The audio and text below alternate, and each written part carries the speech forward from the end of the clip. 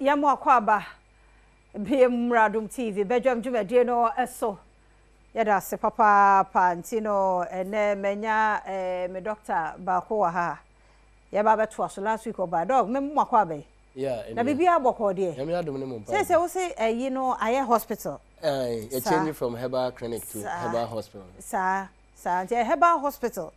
mo waya de ne nuru nso so e wadwama so esem no ebu adwuma do ye hospital no wasema e beduru ho santi ye ba hospital no wadaroma ye hwe nyarewa hodo a ye hospital mini o me da celebrate ne wahwefo ne wetifo asable omo bo ye obi a o he television bia na sebi na ni ye kan obehu ye ne papa because of empanifo but e den ya no guso a ye kasa no omo tie nti etifo ne ahwefo a ehwe ye EDU Herbal clinic EDU Herbal clinic ane yetumi upgrade ye ho ye de ko EDU Herbal hospital de yetumi ye ne yaso ye ho ne san yade a Ghana ha anase ye twi ka se ye fere se ko anko yade ena ye yedi mutintimman anase ye bo ho adwuma pa me kire se yale a ye chronic broni bese yade e tena wo so eche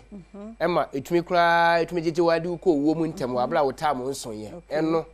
ena Dr. Edu Mohammed ene na pamfo na adwuma yefo ye ho ade bo ho dewuro ye ho adwuma etu saa yade na ase kopmeta man yankopon bro de share wo se wo bedi wasase su no eso yade ne bi de wo he ye wo yale be friends ahahan wo ka minim se woni ma ahahan a bro for kat some your friend asthma ni twi your friend entishewa na ne fancy din no tede o tede entishewa your friend okay obi asthma ha no woni se Ghana ha ye nhyeda wo nti se obi bodewuro asthma ho pi EDU Herbal clinic ya ye hwehwema yendura efiti be ye 25 years ni wo asthma ana entishewa hawa wo de ba ya share ya wa ye lucky okay etu ase eno nda nchen no obi adwonso twamu yare ha no na oba EDU Herbal clinic de nije akono ne se enlo no ho kana wo refu da so kan EDU Herbal clinic amishira wati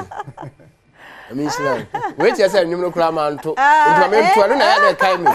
ya de abrofo antumi asa bibi ni ba ya wa besa Dr. Dwe ye udini metu nyumu ya na ma bibi efu enti me pamocho EDU Herbal hospital ye kira wo say sa enam yade kokram yade a ye wo so a friend say kwanko yade wo de ba ya so ya e bo modern eboa wo pa enti ye mle no se de be beduru na wo re mfi bibia no wani economics na egu screen na se na di kan tire no to wontume ntwira ma wo babi e metwiro me bokra ahyesie na watwira ato anata wo de ato utirim 0201 044 221 anaso 0243 989368 0243 989368 troto ho yebedi nkomo ne bewie no bia wo yade ye yanka eno nche se yensa na ye hospital ho na watumi afre woni ye di nkomo se wo Ghana ha se wo amanane se de be ya obetumi ye contact ne anywhere din san so afa wo yare opomudi ntine ye bla yo eno nti wi asthma enti se wona da nchen a medical akache se jinso twamu yade I friends prostatic issues and I say syndromes and prostate issues no what the ba EDU Herbal clinic ya so ya why lucky eno na nchen no ba ne be ma omo akofa yade asansan mo ho friends say namu yade what the ba ya so ya woni hawo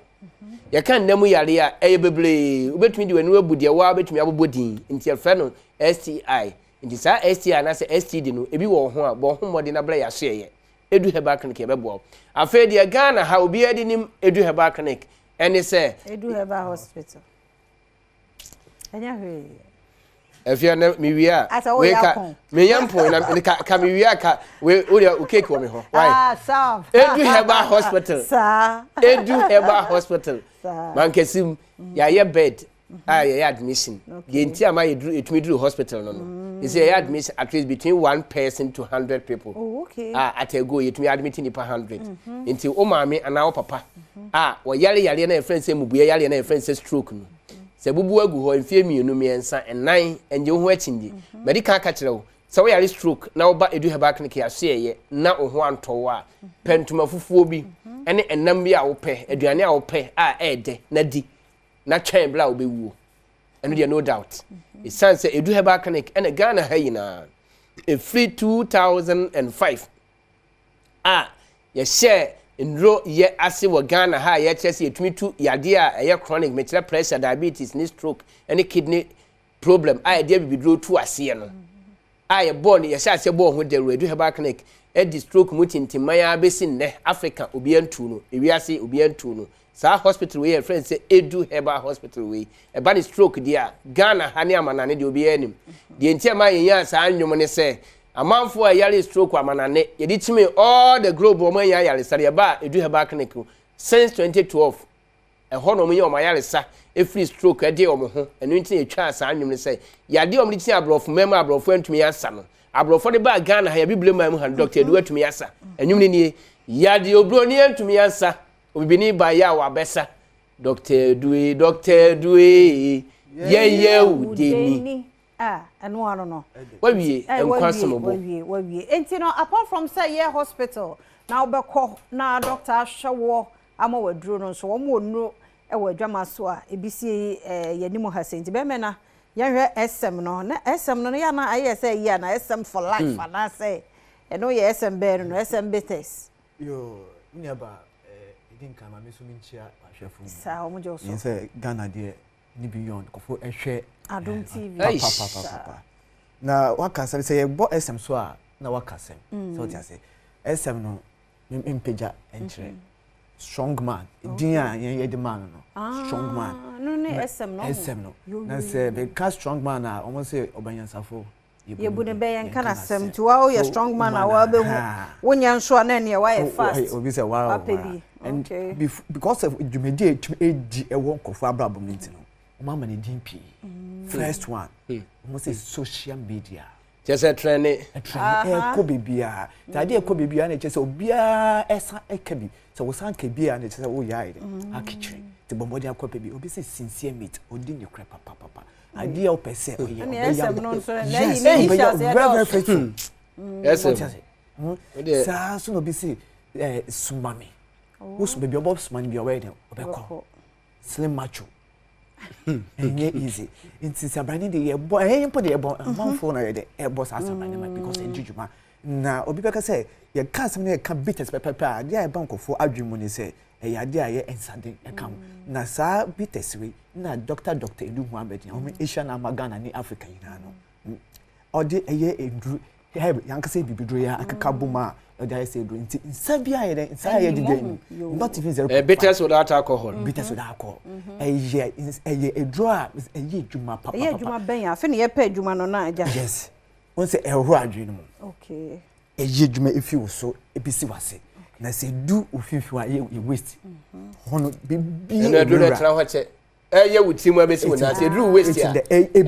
that na ho che na ye overhauling aso enti se wo sisi ade enko a se wo TMC ya ho sound bi e cause obi a ye bi about 40% say we be we friend ma home kese djuma bon ha wo about 40% te di baby a o mo say serious magic wan hwe be say magic and as of no more first spiritual movement just open want to meet pon osinsu just esem no bi a wo do bebre the efie bi a esem nim na questionable na efie na is uncompleted house efie a esem nim no e completed house into drugstore bi a na herbal shop o Ghana ha bi a one ton esem na chane store no and say na nim o Ghana ha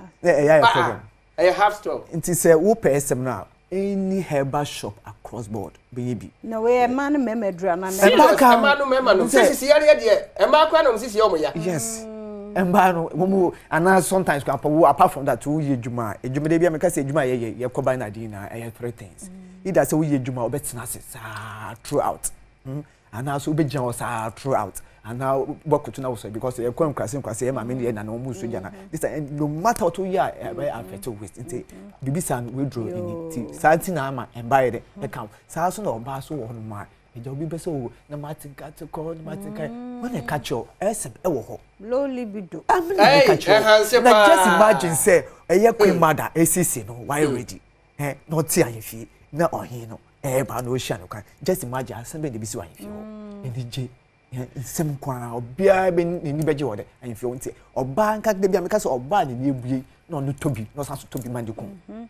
so ti ase to yen sem be man kwan okay my number na bre na son wadaroma ansa na odi normal betu dia fie wo dia meslow etu phone call repass okay e wo kan si drag green wo call repass ya dodo bia wo petu bia repass ɔde bɛma ho na watu ɛna Kumasi nso Kolinak ɛna Central Market wo fa K ɔno nso wɔ hɔ atufo no nyinaa mfrɛ no mas na egu aseɛ no 0243 989368 and 0201 044 221. But the fella according to Dr. Edu Ankasa no metu dwa mo bi o pese o peculiar issue on na watumi contact no 055 83 79545 055 83 79545 Herbal shop ne pharmacy na Dr. Edu na wote no enka no Edu Herbal Hospital ene yete won kano nti Mr. SM for life ti ene no no be na nyi sisie mu mama nyina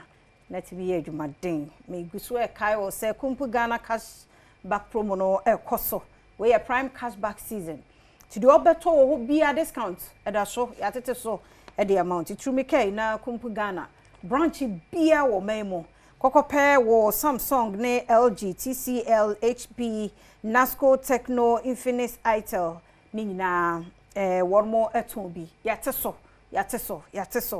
promotion a ekoso sabre yi akosi December na ye bewie enu achi mobile phones laptops printers desktops mobile phones tablets television fridges home theaters air conditions